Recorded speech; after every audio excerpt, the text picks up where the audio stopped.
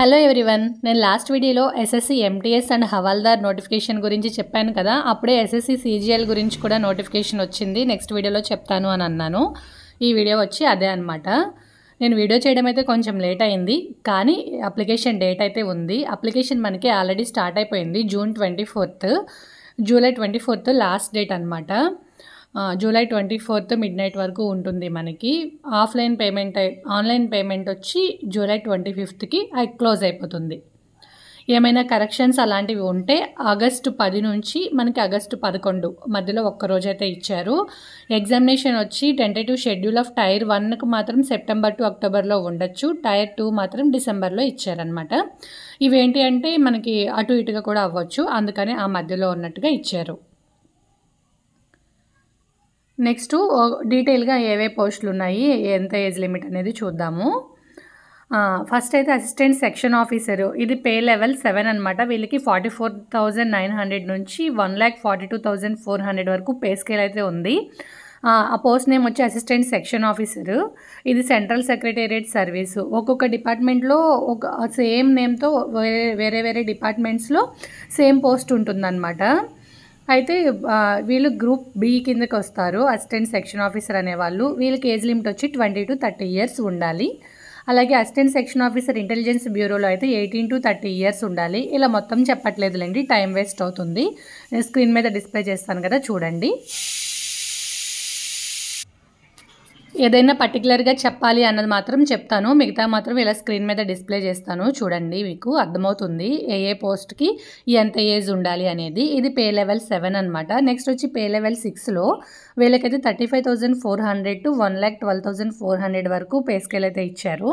దీనిలో కూడా assistant section officer ఉంది. ఇది అదర్ మినిస్ట్రీస్ డిపార్ట్మెంట్ అనమాట. దీనికి కూడా ఏజ్ లిమిట్ వచ్చి 18 to 30 ఉండాలి. అలాగే executive assistant, research assistant, divisional accountant, sub inspector ఇలా ఉన్నాయన్నమాట. జూనియర్ స్టాటిస్టికల్ ఆఫీసర్ అనేది గుర్తుపెట్టుకోండి, దీనికి సపరేట్గా క్వాలిఫికేషన్ అయితే ఉండాలి, నేను చెప్తాను. ఇంకా నెక్స్ట్ వచ్చి పే లెవెల్ 5లో ఆడిటర్, అకౌంటెంట్ ఇవి ఉన్నాయి. పే లెవెల్ 4లో వచ్చి పోస్టల్ అసిస్టెంట్. వీళ్ళకి కొంచెం శాలరీ తక్కువ అనమాట. అంటే పైన పెద్ద శాలరీ నుంచి కింద తక్కువ శాలరీ వరకు మనకైతే ఇచ్చారు. సబ్ ఇన్స్పెక్టర్ కూడా ఉంది ఇందులో. ఇది వచ్చి మనకి ఏవే పోస్టులు ఉన్నాయి అని అనమాట. నెక్స్ట్ వేకెన్సీస్ వచ్చి చూడండి, ఇక్కడ టెంటేటివ్ వేకెన్సీస్ వచ్చి అప్రాక్సిమేట్గా 17,727 వేకెన్సీస్ అయితే ఉన్నాయండి. ఇది ఆల్ ఓవర్ ఇండియా కాబట్టి ఈ వేకెన్సీస్ అయితే మనకు తక్కువే అనుకోవచ్చు, కానీ ఇవి కూడా చాలా ఎక్కువే అనమాట. మనకి ఒక్క పోస్ట్ ఉన్నా సరే అది మన కోసమే డిజైన్ చేశారని అనుకోవాలి. ఏ కాంపిటేటివ్ ఎగ్జామ్కి ప్రిపేర్ అవుతున్న వాళ్ళైనా సరే 17,000 వేకెన్సీస్ ఉన్నాయి కాబట్టి ఖచ్చితంగా అందరూ అప్లై చేసుకోండి. అప్లికేషన్ ఫీజు కూడా తక్కువే ఎస్ఎస్సికి. ఇంకా నెక్స్ట్ వచ్చి రిజర్వేషన్ అయితే ఉంటుందండి. ఏజ్ రిలాక్సేషన్ కూడా ఉంది. ఎస్సీ, ఎస్టీ, బీసీ వాళ్ళకి రిజర్వేషన్ ఉంటుంది. ఇదిగోండి, 18 to 27 years ఉన్న ఏజ్ వాళ్ళకైతే 1997 ఆగస్టు 2 ముందు పుట్టకూడదు. అలాగే ఆగస్టు 1, 2006 తర్వాత పుట్టుండకూడదు అనమాట. పైన మనకి ఏ పోస్ట్కి ఎంత ఏజ్ లిమిట్ ఉండాలి అని ఇచ్చారు కదా, వాళ్ళకి ఏ ఏజ్ లిమిట్ వాళ్ళు ఏ ఇయర్ మధ్యలో పుట్టుండాలి అనేది ఇక్కడ మనకి డీటెయిల్గా ఇచ్చారు. ఒకసారి చూడండి ఏజ్ లిమిట్, రిమార్క్స్. నెక్స్ట్ ఇదిగోండి, ఏజ్ రిలాక్సేషన్ అయితే ఎస్సీ, ఎస్టీ వాళ్ళకి 5 years ఉంది, ఓబీసీ వాళ్ళకి 3 years ఉంది, పీడబ్ల్యూడీ అన్రిజర్వ్డ్ వాళ్ళకి 10 years ఉంది, పీడబ్ల్యూడీలో ఓబీసీ వాళ్ళకి 13 years ఉంది, పీడబ్ల్యూడీలో ఎస్సీ, ఎస్టీ వాళ్ళకి 15 years ఉంది. అలాగే ఎక్స్ సర్వీస్ మెన్ కూడా 3 years ఉందన్నమాట. ఇలాగా ఏజ్ రిలాక్సేషన్ అయితే ఉంది. అలాగే సెంట్రల్ గవర్నమెంట్ సివిలియన్ ఎంప్లాయీస్కి అయితే up to 40 years of age, widows కానీ డివోర్స్డ్ ఉమెన్ కానీ ఇలా ఉన్న వాళ్ళకైతే 35 years వరకు ఉందన్నమాట. ఇక్కడ చూడండి, నేను పైన చెప్పాను కదా జూనియర్ స్టాటిస్టికల్ ఆఫీసర్, వీటికి సపరేట్గా ఎడ్యుకేషనల్ క్వాలిఫికేషన్ అయితే ఉండాలండి. ఇదేంటి అంటే bachelor's degree in any subject from a recognised university or institute with at least 60% marks in mathematics at 12th standard level. ఏదైనా ఉండొచ్చు, బ్యాచిలర్ డిగ్రీ ఉండొచ్చు, లేదంటే 12th మనం ఇంటర్మీడియట్ చదువుతున్నప్పుడు 60% మార్క్స్ అయితే మ్యాథమెటిక్స్లో వచ్చి ఉండాలన్నమాట. లేదు అంటే కనుక bachelors degree in any subject with statistics as one of the subjects at degree level. డిగ్రీలో స్టాటిస్టిక్స్ అనేది ఒక సబ్జెక్ట్గా ఉండాలి. అంటే బీకామ్ వాళ్ళు కూడా స్టాటిస్టిక్స్ ఉంటుంది కాబట్టి వాళ్ళు కూడా ఎలిజిబుల్ అవుతారు.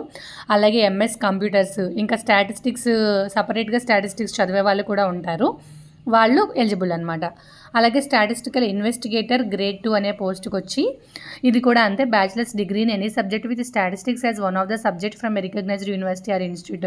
స్టాటిస్టిక్స్ అనేది ఒక సబ్జెక్ట్గా ఉండి డిగ్రీ అయితే కంప్లీట్ చేసి ఉండాలన్నమాట. Candidates must have studied statistics as a subject in all the 3 years or all the 6 semesters. అంటే 3 years కూడా స్టాటిస్టిక్స్ చదివి ఉండాలి, ఒక సబ్జెక్ట్గా ఉండాలి, 3 years కూడా ఉండాలి. ఇది నాకు వచ్చి బీకామ్ వాళ్ళకైతే 3 years ఉంటుందో లేదో నాకైతే ఐడియా లేదు, కానీ డిగ్రీలో statistics, maths, statistics, computers, maths, statistics, chemistry ఇలా చదువుంటారు కదా, వాళ్ళకైతే ఎలిజిబుల్ అనమాట స్టాటిస్టికల్ ఇన్వెస్టిగేటర్ గ్రేడ్ 2 అనే పోస్ట్.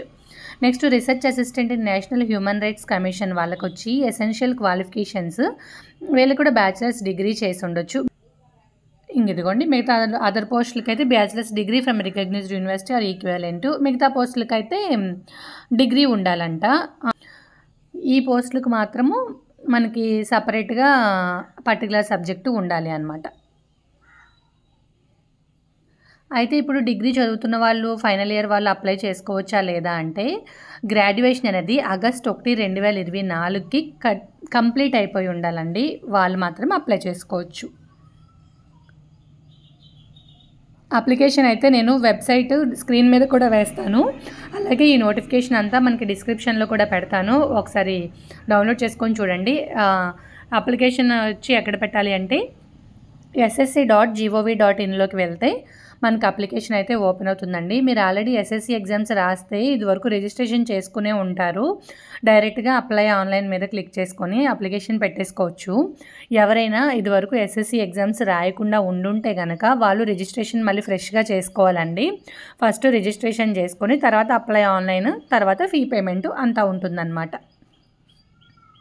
నెక్స్ట్ వచ్చి అప్లికేషన్ ఫీ వచ్చి 100 రూపీస్ అండి మెన్స్కి అయితే. అదే ఉమెన్స్కి కానీ, అలాగే ఎస్సీ ఎస్టీ వాళ్ళకి కానీ, పీడబ్ల్యూడీ క్యాండిడేట్స్ కానీ, ఎక్స్ సర్వీస్ మెన్కి కానీ ఫీజు అయితే లేదు. ఫీజు పేమెంట్ మామూలుగా మెన్స్కి అయితే అందరికీ ఉంది, వాళ్ళు యూపీఐ నుంచి, నెట్ బ్యాంకింగ్ నుంచి, దేని నుంచి అయినా పే చేయొచ్చు. ఆన్లైన్ ఫీ పేమెంట్ చేయాలన్నమాట. ఆన్లైన్ ఫీ అయితే జూలై 25 వరకు ఉందన్నమాట. పెట్టేసిన తర్వాత ఏమైనా కరెక్షన్స్ ఉంటే కనుక ఆగస్టు 10 నుంచి ఆగస్టు 11 మధ్యలో మనకి టైం ఇస్తారు. ఎగ్జామినేషన్ సెంటర్స్ వచ్చి మనకైతే సదరన్ రీజియన్లో చెప్తాను చూడండి. ఇదిగోండి చీరాల, గుంటూరు, కాకినాడ, కర్నూలు, నెల్లూరు, రాజమండ్రి, తిరుపతి, విజయనగరం, విజయవాడ, విశాఖపట్నం, ఇంకా వచ్చి హైదరాబాద్, కరీంనగర్, వరంగల్ ఉన్నాయి తెలుగు స్టేట్స్లో అయితే.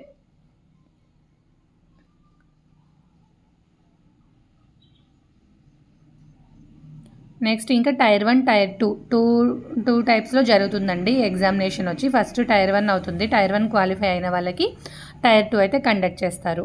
టైర్ 1కి ఎగ్జామ్ సిలబస్ ఏంటంటే general intelligence and reasoning 25 questions అండి, 50 marks. General awareness 25 questions, 50 marks. Quantitative aptitude 25 questions, 50 marks.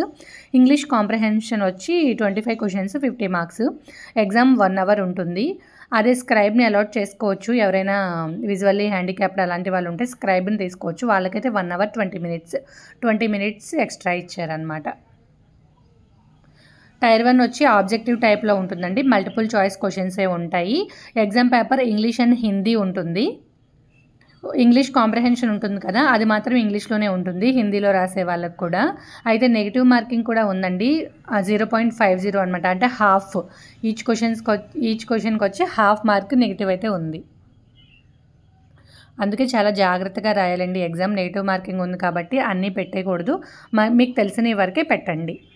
Tyre 2లో అయితే పేపర్ 1 వచ్చి పేపర్ 1, పేపర్ 2 రెండు ఉంటాయండి. అవి సెషన్ 1, సెషన్ 2 రెండు సెషన్స్గా జరుగుతూ ఉంటుంది. అదే సెషన్ 1లో వచ్చి mathematical abilities, reasoning and general intelligence, ఇది వచ్చి మొత్తం 60 మార్కులకు ఉంది. 60 × 3 180 60 క్వశ్చన్స్, 180 మార్క్స్ అనమాట. 1 అవర్ టైమ్. స్క్రైబ్ ఉన్న వాళ్ళకి 1 అవర్ 20 మినిట్స్. నెక్స్ట్ సెక్షన్ 2 వచ్చి English language and comprehension, general awareness, ఇది 70 క్వశ్చన్స్, 10 మార్క్స్. సెక్షన్ 3లో computer knowledge module 20 questions, 60 marks. Each మాడ్యూల్కి వచ్చి 15 మినిట్స్ ఉంటుంది టైం అంతే. సెక్షన్ 2లో వచ్చి data entry speed test module. దీనిలో ఇది data entry operator type job కాబట్టి మనకి డేటా ఎంట్రీ టెస్ట్ కూడా చేస్తారండి. కొంచెం కంప్యూటర్ నాలెడ్జ్ అండి, స్పీడ్గా టైప్ చేయగలగాలి, అదైతే నేర్చుకోండి. 1 డేటా ఎంట్రీ టాస్క్ అయితే ఉంటుందన్నమాట. పేపర్ 2 వచ్చి స్టాటిస్టిక్స్ అండి. అది 100 మార్క్స్కి 100 క్వశ్చన్స్ 200 మార్క్స్కి ఇట్లా ఉంటుందన్నమాట. Tier 2 will include conducting of paper 1 and paper 2 in separate shifts. Paper 1 separate shift, paper 2 separate shift అనమాట. పేపర్ 1 అనేది అన్ని పోస్టులకి కంపల్సరీ అండి. పేపర్ 2 అనేది నేను పైన చెప్పాను కదా, junior statistical officer, statistical investigator grade 2, వీళ్ళకి మాత్రం పేపర్ 2 ఉందన్నమాట. అందుకే వీళ్ళకి సిలబస్ అయితే స్టాటిస్టిక్స్ ఇచ్చారు. పేపర్ 1 మాత్రం అందరూ రాయాలి. పేపర్ 1 రాసి మిగతా పోస్టులు వాళ్ళు సెక్షన్ 2లో డేటా ఎంట్రీ స్పీడ్ టెస్ట్ ఉంది కదా, అది రాస్తే సరిపోతుంది. అదే ఈ స్టాటిస్టికల్ ఆఫీసర్ ఈ పోస్టులకు పెట్టుకున్న వాళ్ళు పేపర్ 1 రాయాలి, పేపర్ 2 కూడా రాయాలి, డేటా ఎంట్రీ స్పీడ్ టెస్ట్ కూడా రాయాలి. ఇదిగోండి సెక్షన్ 1, సెక్షన్ 2, సెక్షన్ 3లో ఉంటుంది పేపర్ 1. ఏమైనా అర్థం కాకపోతే డీటెయిల్గా ఒకసారి నోటిఫికేషన్ అయితే చదువుకోండి. సిలబస్ వచ్చి ఇంటెలిజెన్స్లో, జనరల్ ఇంటెలిజెన్స్లో ఏ సిలబస్, జనరల్ అవేర్నెస్లో ఏ సిలబస్ అనేది కూడా దీని మీద ఇచ్చారు చూడండి. మీకు నోటిఫికేషన్ డౌన్లోడ్ చేసుకుంటే మీకు అంతా సిలబస్ అంతా కనిపిస్తుంది అన్నమాట. ఏ పేపర్కి ఏ సిలబస్ అనేది ఉంది.